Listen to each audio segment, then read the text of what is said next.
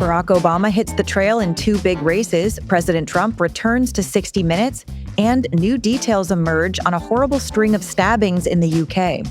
I'm Georgia Howe with Daily Wire executive editor John Bickley. It's Monday, November 3rd, and this is Evening Wire. Tomorrow is Election Day. We touched on a few key races in this morning's episode in New Jersey, Virginia, and New York City, and we'll have a full breakdown for you tomorrow. So tune in and get out and vote. Barack Obama hit the campaign trail in Virginia, pushing for Democratic gubernatorial candidate Abigail Spanberger and standing on the same stage as scandal-plagued AG nominee Jay Jones. Daily Wire senior editor Cabot Phillips has the details. With Election Day just hours away, President Obama stumped alongside Jones, who made headlines over resurfaced text messages in which he advocated for the assassination of then State House Speaker Todd Gilbert, a Republican. Jones also suggested that Gilbert and his wife should have to watch one of their young children die. The former president spoke largely on Spanberger's behalf, claiming that she would faithfully represent all of Virginia and arguing that she would engage in civil discourse without name-calling or demonization, something Republicans said was ironic. Abigail doesn't just believe in working with everybody, she also believes, and this is really important, in listening to everybody, whether they voted for her or not. Because she knows that if we want to make progress on the things that we care about, we have to be able to disagree without calling each other nasty names or demonizing each other. President Trump says the ICE raids carried out by his administration have not gone far enough because they've been hampered by liberal judges. Speaking to 60 Minutes in an interview that aired Sunday, Trump was asked by CBS's Norah O'Donnell about accusations of ICE tear-gassing neighborhoods and similar tactics. Have some of these raids gone too far?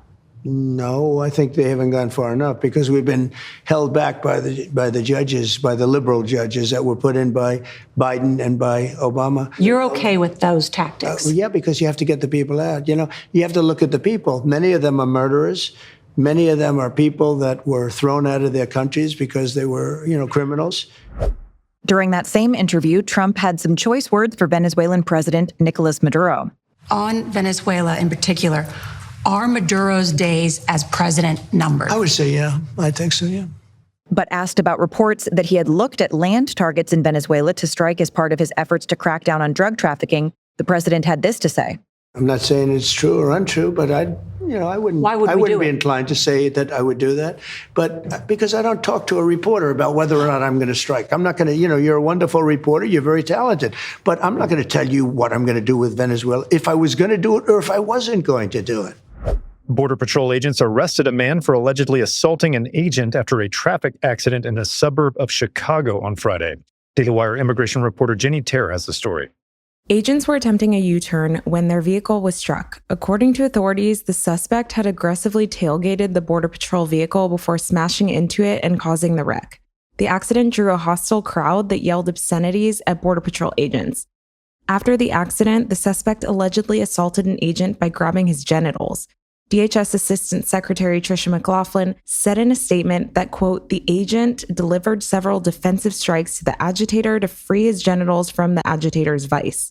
According to law enforcement, agents made one or two other arrests as members of the crowd attempted to interfere.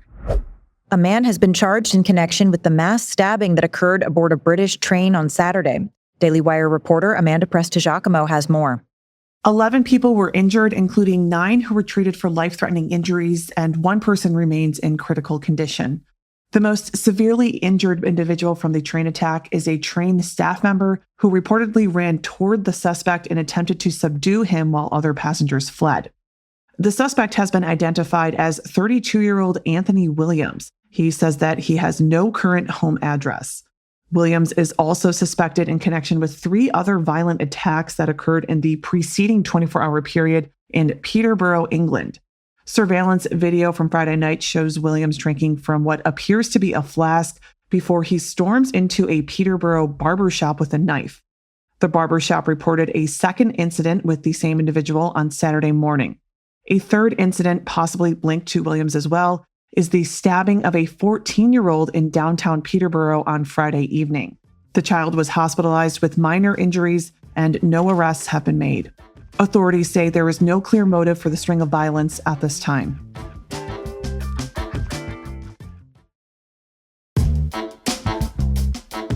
As the government shutdown approaches a record-breaking length, Democrats are urging President Trump to return to the negotiating table.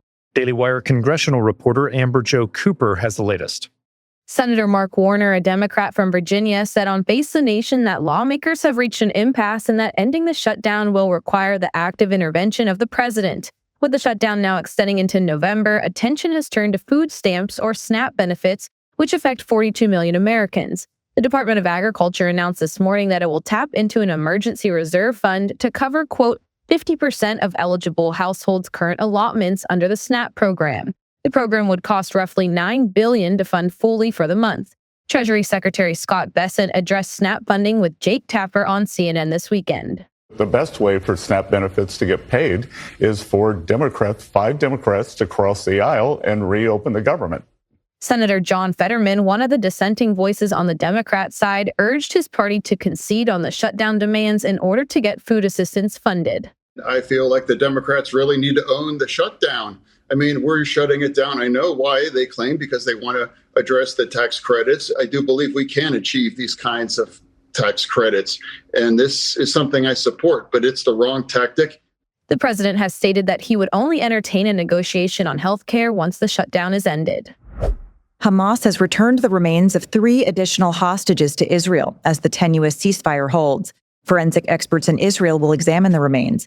Prime Minister Benjamin Netanyahu noted yesterday that pockets of Hamas are still present in Israel-controlled areas of Gaza, and they will be, quote, eliminated. Energy Secretary Chris Wright has confirmed that upcoming U.S. nuclear weapons testing will not involve actual nuclear explosions.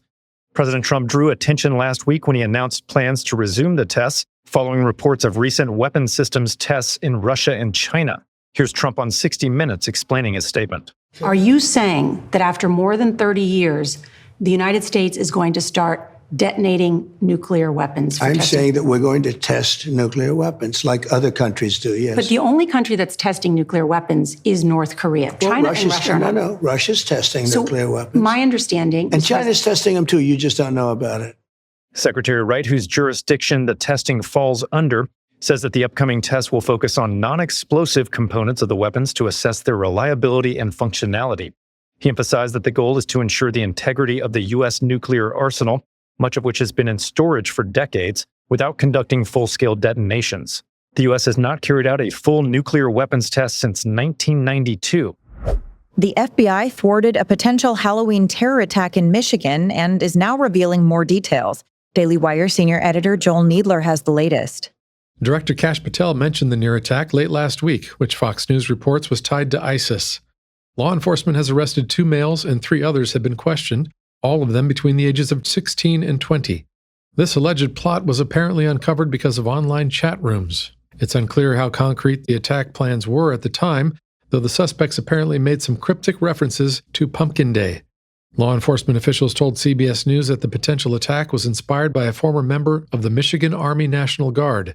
The guardsman was arrested in May for allegedly planning an ISIS-inspired attack against a military base in Detroit.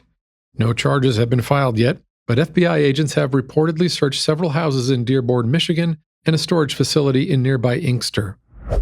An explosion occurred in a Harvard Medical School building this weekend, and officials say it was intentional. An officer saw 2 men running from the Goldenson building around 3 a.m. on Saturday, but was unable to detain them. The arson unit of the Boston Fire Department later determined that the explosion was intentional. Sweeps of the building found no additional explosive devices. Thankfully, no one was hurt and there was no structural damage to the building, labs, or equipment. Both suspects are still on the run. A mom in Mississippi says she gunned down one of the aggressive monkeys that had escaped a truck that crashed while transporting them. Jessica Bond Ferguson says she acted on instinct to protect her 5 children after spotting the animal near her home in Heidelberg. Officials say the animals, which were carrying several diseases, weren't infectious but could be aggressive. Ferguson told the AP, quote, "I did what any mother would do." Shot at it the first time, he just sat there, and I shot again, and that's when he went back. I was confused because he wasn't scared of anything. He didn't move. He just sitting there watching me. Woo. The crash remains under investigation as residents breathe a cautious sigh of relief. And the Dodgers stand tall and win back-to-back titles. The LA Dodgers have clinched back-to-back World Series titles, defeating the Toronto Blue Jays. Toronto, who at one point led the 7-game series 3-2, dropped the final 2 games, blowing their first World Series shot in over 30 years. Standout performers include Japanese phenom Shohei Ohtani, who set a postseason record by reaching base 9 times in the 18-inning Game 3. The Dodgers have now become the first team to win back-to-back World Series titles since the Yankees in 2000. Those are your drive home updates this evening. To learn more about these stories, go to dailywire.com. And in case you missed it earlier today, we covered some major stories, including a breakdown of the crucial elections this week, more revelations coming to light on Obama's Operation Arctic Frost, and President Trump drawing a line in the sand on Christian persecution in Nigeria. Thanks for tuning in. We'll be back tomorrow morning with another full edition of Morning Wire.